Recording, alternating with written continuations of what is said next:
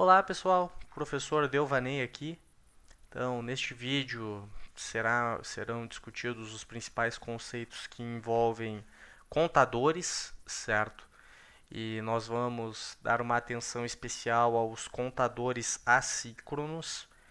Mas antes de entrar propriamente no assunto, vamos analisar o contexto em que esse tipo de circuito começa a aparecer, certo? Então, basicamente, o que foi feito, o que se tem da eletrônica digital de uma forma geral, certo?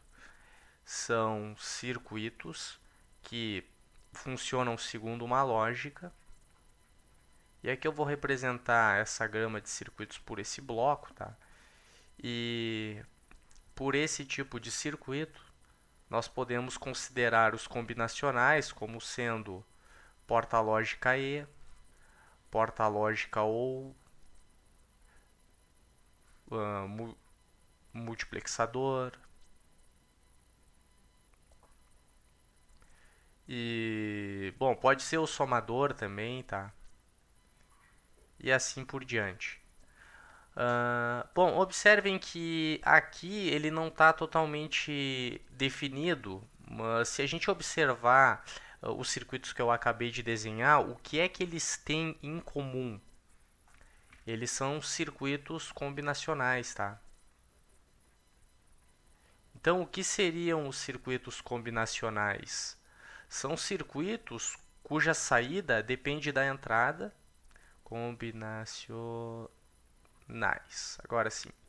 Então, são circuitos cuja saída depende da entrada, das entradas, as quais são associadas em uma determinada lógica, certo? Então, aqui na porta lógica E, se a gente tem a entrada A e a entrada B, S é igual a e B. E isso vai se transferir aqui à medida que os dispositivos vão mudando, tá? E aqui é importante observar que a característica dos combinacionais, além da saída depender das entradas segundo uma lógica, é que a saída ela faz transição instantaneamente quando se tem definidos níveis lógicos da entrada, certo?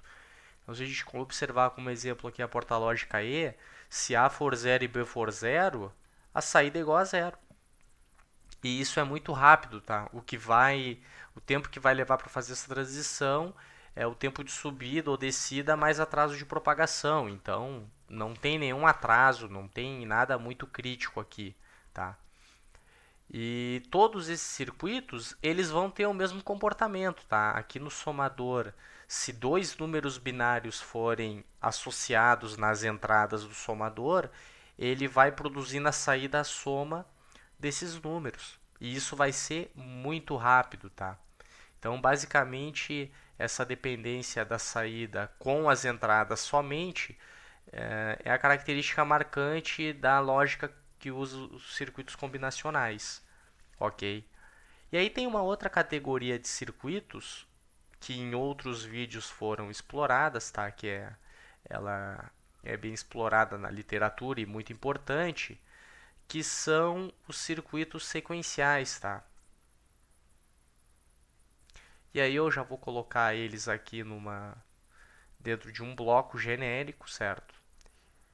E como exemplo de circuitos sequenciais, nós temos o LET SR, temos o flip-flop D,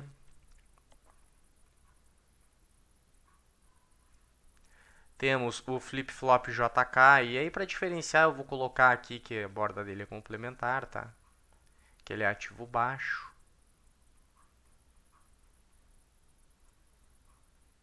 E assim por diante, tá?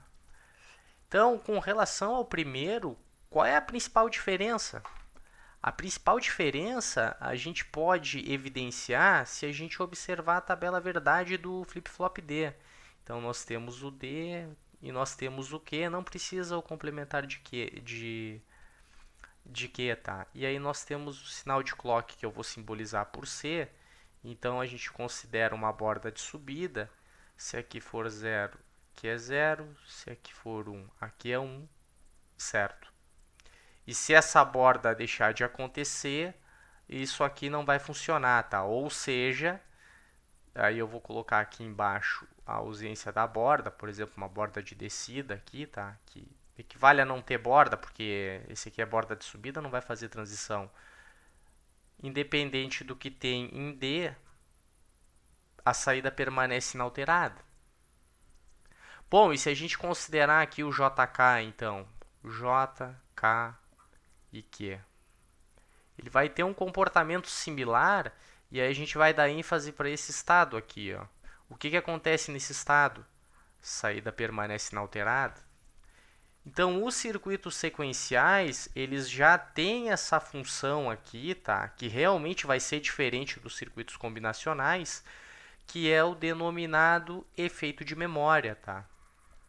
Então, essa é a característica marcante e observem que isso está presente em todos os dispositivos que são enquadrados na categoria de circuitos sequenciais. Então, na eletrônica digital, primeiro se estudam circuitos combinacionais, tá? E depois circuitos sequenciais. E qual seria o próximo passo agora? O próximo passo, pessoal, é estudar a união desses dois conceitos. E aí verifica-se na literatura que existem diversas aplicações que misturam esses conceitos, tá? Praticamente todo equipamento digital vai unir os dois conceitos para alguma finalidade.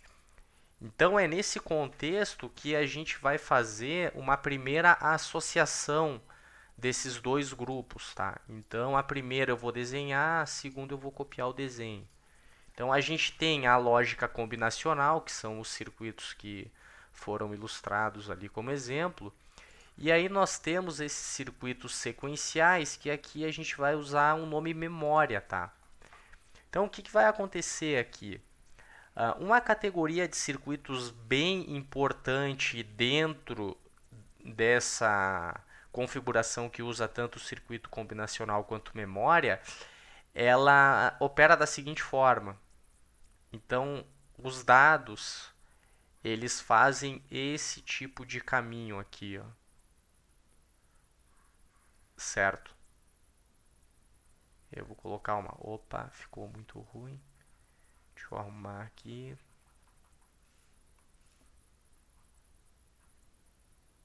Pronto. Então, a informação, pessoal, ela faz esse tipo de caminho. E aí aqui a gente vai observar uma informação bem interessante, tá? Que se depende dessa figura. Aqui a gente considera que são as saídas, certo? Mas aonde é que estão as entradas? Esse circuito, ele funciona de tal forma que apenas a saída atual vai, através da lógica combinacional e da informação da memória, ditar o valor da saída futura. Então, esse circuito ele não depende da informação das entradas, tá? E esse circuito vai funcionar sempre que tiver uma saída atual, certo? Ele vai produzir uma saída futura e ele precisa, é claro, da memória. Por quê? Para ter essa realimentação aqui. Então, esse circuito que está sendo mostrado, ele é denominado uma máquina de estados. Por que uma máquina de estados? Porque ele vai ficar fazendo transição nos níveis lógicos, certo? Aqui na saída, mas eventualmente ele vai repetir uma transição e aí, por consequência disso, ele vai repetir a operação. Então, analisa a saída atual, aplica na lógica, saída futura. A futura agora é a atual, aplica na lógica e isso vai ficar se repetindo e os valores aqui da saída eventualmente vão começar a se repetir. Então esse conceito de máquina de estados, ele é uma aplicação direta de circuitos combinacionais e circuitos sequenciais operando em conjunto, certo? Esse circuito que eu estou mostrando aqui, ele é popularmente conhecido na literatura como máquina de estados de Moore. Opa.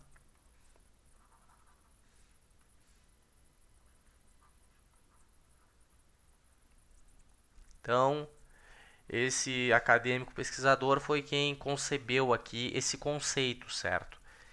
E qual é a principal característica desse conceito? A saída futura depende da saída atual, não depende da informação da entrada, certo? Só que essa aqui não é a única máquina de estados que existe. Então agora eu vou copiar o desenho inteiro, tá? Para facilitar aqui a nossa iteração.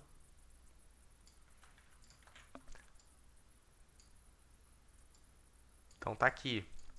Bom, aqui vai ter diferença, tá?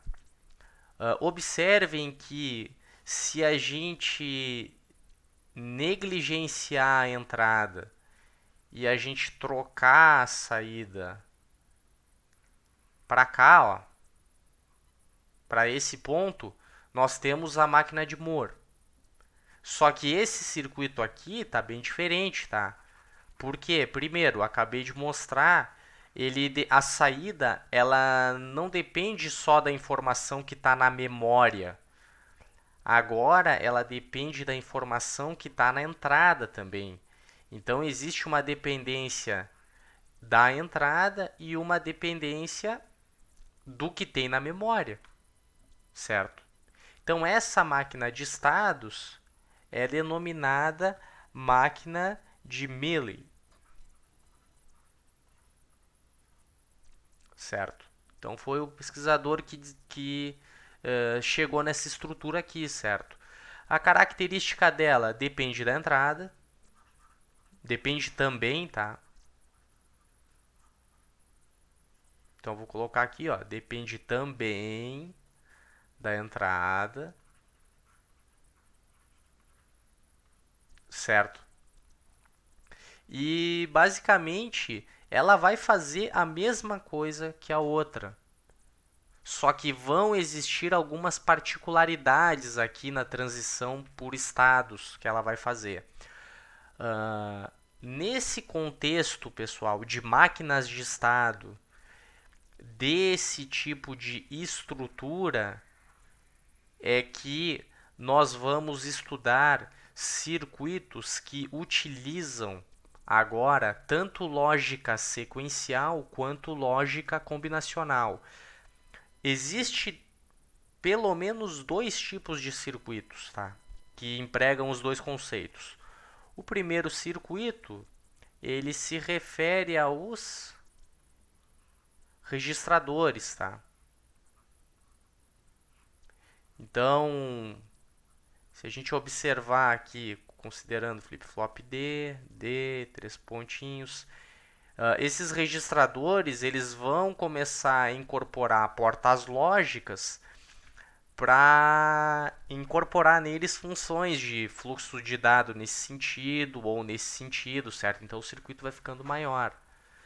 Mas a gente vai estudar um outro tipo de circuito que é contador, certo? Então, para começar a estudar os circuitos de contador, ou seja, entrar dentro desse sistema aqui e entender como isso funciona na prática em termos de circuitos de eletrônica digital, a gente vai começar a análise por um circuito bem simples, tá? Que utiliza um componente bem popular, tá? De circuito sequencial, que é o flip-flop JK. Só que no nosso caso, no nosso início de estudo aqui, a gente vai usar dois, certo? E eu tô tomando cuidado de copiar eles assim, porque a gente vai conectar isso aqui junto, tá? E aí vai analisar o funcionamento e tentar relacionar alguma informação que for obtida aqui com o que a gente está estudando propriamente dito, ou seja, com as estruturas anteriores. Então, basicamente, pessoal, a conexão que tem que ser feita aqui para fazer esse circuito operar como um contador, tá? É basicamente conectar as duas saídas, as duas entradas como um, certo? E aí a gente repete o procedimento aqui também. E a gente vai aplicar um sinal de clock aqui. Então eu vou simbolizar pela borda aqui, tá? Só que aqui vai ter um detalhe, ó. O nosso sinal de clock no segundo flip-flop, certo? Ele vai ser conectado num terminal diferente, tá? Vai fugir um pouco da regra. Então eu vou fazer isso aqui, ó. E a gente vai observar que essa conexão vai ter um impacto no funcionamento desse circuito, tá?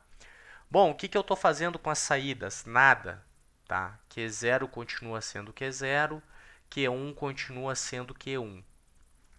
Então, aqui, pessoal, vai ter um sinal de clock. E agora, eu vou colocar aqui alguns gráficos, alguns eixos, no caso, e nós vamos preencher essa informação baseado no princípio de funcionamento aqui, certo? Então, basicamente, é esse o gráfico. O CLK, ele está aqui, ó. Então, deixa eu colocar aqui, CLK. O padrão é esse aqui, ó. E como os nossos flip-flops eles operam com borda de subida, já tomei cuidado de denotar a borda de subida aqui, tá? Então, esses aqui vão ser os instantes em que a saída poderá fazer transição, certo? E também, só como de praxe, uma vez que a gente está analisando essa estrutura, eu vou colocar rapidamente aqui a tabela verdade genérica de um JK, certo? Então, tem o Q e tem o complementar de Q. Aqui pode ser 0 ou 1, aqui pode ser 0, 0, 1, 1. Então, a gente lembra que aqui, eu vou preencher com outra cor, tá? Então, aqui é Q complementar, aqui é Q, ou seja, a função toggle. Quando for 1 e 0, aqui é 1 e aqui é 0. Quando for 0 e 1, aqui é 0, aqui é 1. Quando for 0, 0, aqui é Q e aqui é complementar de Q. Ou seja, aqui é o hold e aqui é o toggle. Então, a gente vai usar essa informação, essas conexões e essa tabela verdade para entender como funciona esse circuito, tá? Então, a primeira coisa que a gente observa aqui, pessoal, desprezando o que está acontecendo com o flip-flop 1, é o seguinte: tem uma borda de clock aqui no JK e tanto o J quanto o K, eles estão por conexão física conectados no nível lógico alto, os dois. Então, esse aqui vai ser o estado que vai ocorrer, tá? O tempo todo. Por quê? Porque aqui é fixo, ó. É como se tivesse uma fonte de tensão aqui. Então, o que esse circuito vai fazer? Se a gente considerar que antes da borda, certo, o nível lógico em Q0 é 0, ou seja, ele está no estado de clear, ocorreu a borda, tá? Ocorreu a borda aqui, função toggle, aqui vai ser 1. E esse 1 vai se sustentar até que outra borda ocorra.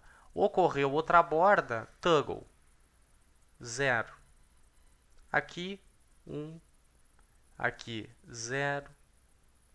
Aqui, 1. E aqui, 0. Então, observem, pessoal, que esse primeiro flip-flop, ele vai desempenhar esse padrão o tempo que esse circuito ficar conectado na fonte de tensão e existir borda de subida, certo? Então, vai ser sempre assim. E aí, olha que interessante. O que vai acontecer com o Q0 complementar? Exatamente o oposto, tá? Então, ele vai começar em 1, aí vai fazer borda, aí vai fazer borda, vai fazer borda, vai fazer borda, e assim por diante. Então, ele vai ficar fazendo esse toggle aqui o tempo todo. Por outro lado, agora que nós temos essa informação do Q0, mas principalmente do complementar de Q0, observem que existe uma conexão física entre a saída complementar do primeiro flip-flop e a entrada de clock do segundo. Então, a fonte de clock do primeiro flip-flop aqui é exatamente o complementar da saída do primeiro. Então, tá aqui a nossa base de clock, ó. Então agora a gente tem que identificar as bordas nessa forma de onda, as de subida, certo? Aqui é uma de subida, aqui é outra de subida. Então eu vou continuar aqui o desenho, ó, só para ter mais uma borda, tá, pessoal? Então, terceira borda aqui. E aí observem que nesse flip-flop aqui, ele também está conectado permanentemente, tá, por conexão física em um nível lógico alto. Então ele também vai executar a função toggle. Só que agora a gente tem que observar o que está acontecendo na borda, tá? Então, se a gente olhar o complementar de Q1 aqui, ele está em 1 também. Por quê? Porque o Q1 está em 0, certo? Então ele está em 1. Tem uma borda aqui, tem no sinal de clock, não tem em Q0, então ele permanece em 1. Agora tem uma borda, o que ele vai fazer? Toggle. Tem borda no sinal de clock, mas o complementar de Q0 não tem borda de subida. Então ele permanece aqui. Agora tem uma borda, toggle. Permanece em alto, outra borda, toggle. Então, o princípio de operação do complementar de Q1 vai ser similar ao complementar de Q0. Por outro lado, o que a gente vai observar aqui? A gente vai observar que o período vai mudar, tá? Vai mudar bastante aqui, ó. Certo? Por quê? Porque Q1 depende da transição de Q0 para fazer transição, certo? Examinando com cuidado essas formas de onda, é possível identificar que existe um padrão aqui e ele vai se repetir, tá? Então vamos começar aqui por complementar de Q0 e complementar de Q1. Observa-se que aqui ele é 1 e 1, aqui é 0, aqui é 1, aqui é 1, aqui é 0, aqui é 0, aqui é 0. E aí nós vamos identificando, vamos evidenciando esse padrão aqui, certo? E se nós considerarmos complementar de Q1 e complementar de Q0 como um número binário, certo? Então vamos unir eles aqui, certo? Para formar uma informação. Então qual é o padrão que está acontecendo? Primeiro, 1, 1. Lembrando que Q1 nessa ordem é o mais significativo, tá? 1, 1, 1, 0. Agora 0, 1, 0, 0. O que aconteceu aqui? Tá se repetindo. Só vou apagar um erro aqui, pessoal, que aqui é 0, tá? Aqui é 0. O que está acontecendo desse momento aqui em diante? Tá se repetindo, tá? Então o que ele vai fazer? Ele vai fazer isso aqui, ó. E esse circuito, pessoal, agora a gente pode traduzir essa informação, ou seja, converter para o sistema decimal. O que a gente tem aqui? 3, 2, 1, 0 e voltou para o 3. Então, esse circuito, considerando essas conexões aqui, essa conexão aqui do segundo flip-flop, a entrada de clock com a saída complementar do primeiro, acoplando as duas entradas numa fonte de tensão, conectando no caso, de tal forma que nós usamos aqui a função toggle. Esse circuito, enquanto existir energia e enquanto existir borda, ele vai ficar confinado aqui, ó. Ele vai ficar preso nessa sequência. Então, isso, pessoal, é um contador, tá? Por que é um contador? Porque ele está contando, ó, 3, 2, 1, chegou em 0, 3, 2, 1, chegou em 0 e assim por diante, certo? E aí, pessoal, sobre aquela nossa conversa inicial, o que seriam estados? os estados estão aqui, ó. Ó, estado em que as duas saídas são 1. Estado em que complementar de Q1 é 1. Estado em que complementar de Q0 é 1. Estado em que complementar de ambas as saídas são 0, né?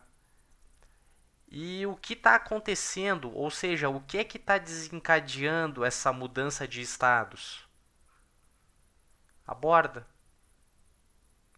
Então, sempre que acontecer uma borda, o estado vai mudar. Acontecer a borda, o estado muda. Acontecer a borda, o estado muda. E se não acontecer a borda, por exemplo, o circuito fica preso aqui, ó.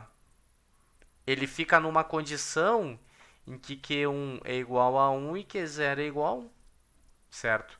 Então, isso aqui, pessoal, esse circuito com essas conexões, ele é uma máquina de estados, tá? Bem simples, bem básica.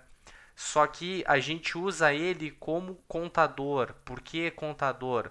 Porque ele fica fazendo essa contagem aqui, certo? E ele vai ficar repetindo isso tanto quanto a gente quiser. Só que esse contador aqui, ele entra numa categoria de contadores que é denominado contadores assíncronos. E aí a gente vai sublinhar o assíncronos. Por que esse circuito é denominado assíncrono? Se for examinar as transições aqui, tá? Tomando como referência a borda do sinal de clock aqui, Q0 sempre está fazendo uma transição sincronizada com a borda, certo? A gente consegue identificar esse padrão aqui, ó. Tá? Então, esse flip-flop denominado Q0, ele está fazendo transição em sincronismo com o sinal de clock. Por quê? Por causa dessa conexão física aqui, tá? Agora, o que está acontecendo com o flip-flop 1 aqui? O flip-flop 1, por sua vez, olha aqui, ó, ele não está necessariamente fazendo a mesma transição. Bom, por quê? Porque a entrada de clock dele não está conectada no sinal de clock, tá? Ele depende de outra condição para fazer transição. Então, essa conexão aqui, ela classifica automaticamente esse circuito como assíncrono, ou seja, todas as saídas não vão fazer transição ao mesmo tempo. Um circuito denominado síncrono, todas as saídas fazem transição ao mesmo tempo, certo? E quem é que garante essa possibilidade de transição? Seria fazer essa conexão, ó, conectar o sinal de clock aqui e desfazer essa parte da conexão, certo? Então esse circuito aqui, ele é o contador mais simples dos assíncronos, tá? Ele tem 2 bits e como ele tem 2 bits, ele pode contar até 2 na 2 estados, ou seja, 4 estados. Quais são os 4 estados? Estão ali, ó. 00, 01, 10, 11. Só que o que é interessante nesse circuito, pessoal, é que ele está fazendo uma contagem decrescente, né? Então esse circuito aqui, ele é denominado como contador assíncrono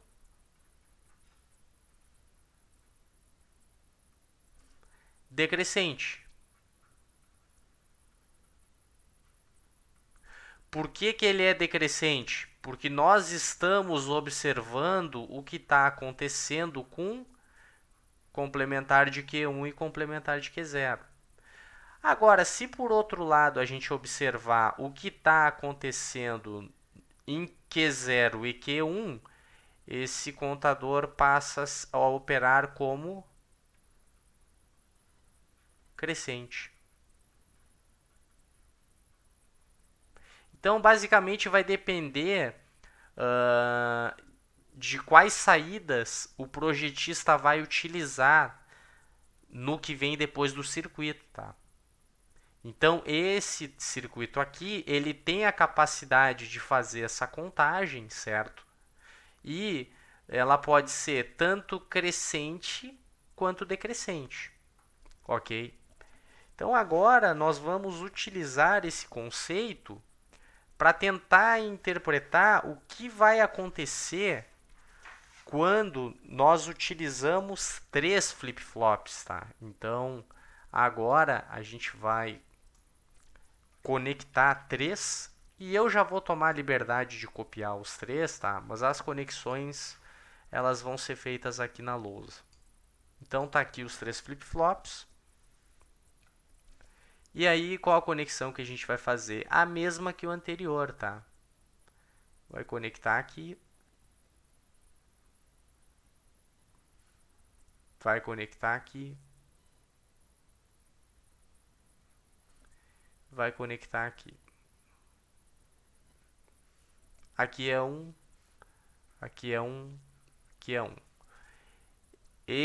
Essa entrada aqui vai receber o sinal de clock. Essa entrada aqui vai receber o complementar de Q0 e essa entrada aqui vai receber o complementar de Q1. Então, o que se espera, o que vai acontecer aqui? Bom, basicamente a gente já sabe que com esses dois nós temos 4 estados. E aí nós observamos pelas formas de onda lá que isso de fato acontece. Então, basicamente, isso se refere ao número de bits que ele tem, que é 2 na 2. Se esse aqui tem 3 bits, esse aqui vai acabar tendo 8 estados. Certo? E se ele tem 8 estados, ele vai contar até quanto? Ele vai contar de 0, 0, 0 até 1, 1, 1, certo? Então esse circuito ele também vai operar como uma máquina de estados, só que ele vai contar um número maior. Ele vai contar basicamente de 0 até, aqui é 4, aqui é 2, aqui é 1, somar isso aqui, 7. Coloquei errado aqui, né? Então vai contar de 0 a 7. Então esse contador, quando ele atingir essa condição, ele naturalmente, tá? E aí quando eu digo naturalmente, o que eu estou querendo dizer com isso? Ele tem um mecanismo natural de estabilidade. Contanto que os atrasos associados aqui permaneçam dentro de faixas de valores tais que não interfiram na transição da saída, esse circuito ele vai ficar preso nesses estados aqui, nessas transições. Ele vai seguir essa sequência indefinidamente. E aí, claro, se a gente conectar mais flip-flops aqui, a gente vai observar que a lei de formação da máquina de estados de um contador assíncrono, ela depende, ela obedece a essa equação aqui, em que n, número de bits. E aí, se a gente quer saber até quanto ele conta, é 2 na n menos 1, tá? Ele vai contar. Por quê? Porque o zero se considera também. E aí, claro, é importante observar por que essa dedução é válida, porque observem que agora a base de clock do terceiro flip-flop que foi adicionado vai estar aqui, ó. Então, o número de bordas vai diminuindo à medida que vai se conectando flip-flops, certo? Então, quando o contador 2 bits repetir toda a operação, Ou seja, contar todas as possibilidades, ó, 0, 0, 0. Aí o terceiro flip-flop vai fazer uma transição, tá? E isso aqui vai obedecer uma tabela verdade, que vai ter duas entradas para 4 estados e vai ter desculpa, vai ter 4 linhas para 2 bits e vai ter 8 linhas para 3 bits e assim por diante, tá? Então é um circuito bem interessante, certo? De contador. O projeto dele é simples, tá? Basicamente a gente vai fazer essa conexão.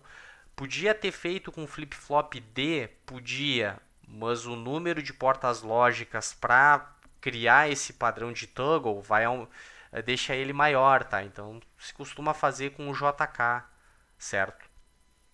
E claro, tem um detalhe aqui que é importante mencionar. Eu vou carregar essa informação para a próxima lousa, tá? Porque a gente vai fazer uma reflexão sobre isso. Tem um detalhe, é que essa própria lei de formação que nós deduzimos, ela vai pressupor, por exemplo, o seguinte: se nós utilizarmos, por exemplo, 16 bits, certo? Nós teremos 2 na 16 estados, ou seja, 16 flip-flops. E aí nós vimos que esse flip-flop que está aqui, ó, ele só vai fazer essa transição que está aqui, ó, quando os dois flip-flops aqui, eles quando se obter deles todas as combinações possíveis da saída. E aí se a gente conectar um próximo flip-flop aqui, e aí fizer essa conexão aqui com o sinal de clock, esse flip-flop que está mais à direita, ele só vai fazer a borda quando esses três fizerem todas as combinações. E aí, pessoal, a gente começa a ter um problema aqui, por quê? Porque aqui tem um atraso de propagação. Aqui vai ter outro atraso. Aqui vai ter outro atraso. Então, quando esses flip-flops eles vão sendo conectados em cascata, o que a gente tem? A gente tem que o último flip-flop ele vai enxergar um atraso de propagação que vai ser a soma, tá? Vai ser do 0 mais do 1 e assim por diante. Então isso aqui, pessoal, é uma tremenda desvantagem, tá? E é até perigoso operar ele em alta frequência. Por quê? Porque chega num ponto que esse atraso de propagação é maior que o período do sinal de clock. Aí o circuito não vai funcionar, tá? Ele vai sair, ele vai fazer transições para estados que não estão na ordem. E então não vai ser mais possível prever a lógica, certo? Isso vai fugir do conceito que está aqui apresentado. Então essa é a principal desvantagem dos contadores assíncronos, certo? Mas não é por isso que eles deixam de ser utilizados. Apenas tem que se tomar um cuidado com a frequência de operação, tá? FCLK. Então essa frequência aqui, ela não pode ser muito elevada, certo? E ele tanto é utilizado, esses contadores, que eles possuem diversas aplicações, formatos, certo? E eles também são denominados contadores de décadas.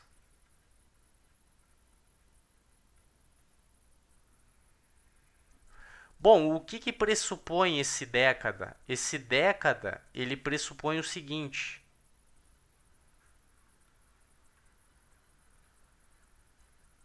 base 10, certo?